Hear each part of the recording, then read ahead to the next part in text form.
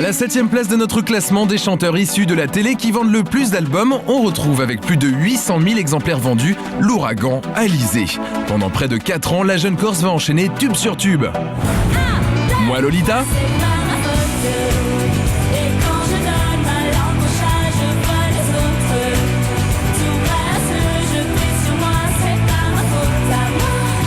j'ai pas 20 ans. J'aime pas quand ça dure, j'ai pas 20 ans. Ou encore Gourmandise.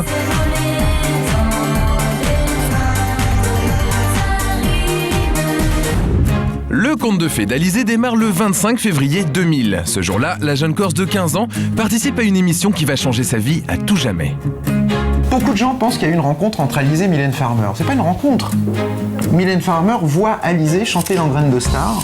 Et Mylène Farmer qui cherche depuis un moment une chanteuse pour interpréter un certain nombre de compositions qu'elle a en boîte avec Laurent Boutonnat, se dit voilà, c'est celle-là, il me la faut.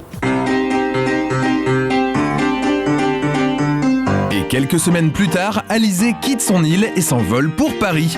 Elle doit participer à une audition dont elle ne sait rien. J'ai fait l'audition, donc j'ai vu Laurent Boutonnat, mais je ne savais pas que c'était Mylène Farmer et lui qui avait fait la chanson. Et donc j'ai été prise et après j'ai rencontré Mylène Farmer. Le titre Moi Lolita fait l'effet d'une bombe avec plus d'1 million d'exemplaires vendus. Alizé devient une star à tout juste 16 ans.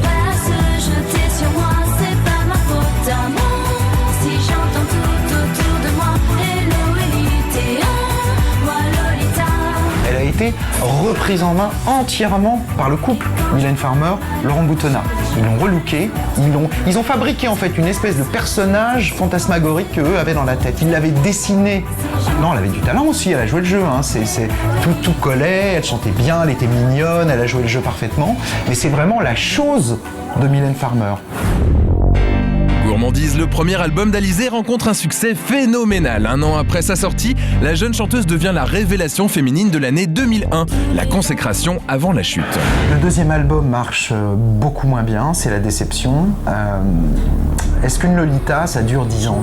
Est-ce qu'une Lolita, ça dure pas finalement très peu de temps? Le personnage n'a pas évolué, ou pas assez évolué en tout cas.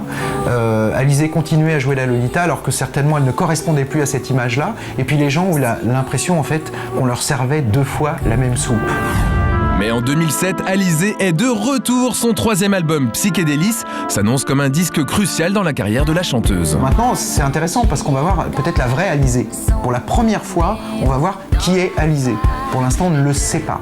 On ne sait simplement, on ne connaît d'Alizé que le costume que Farmer lui avait fait enfiler.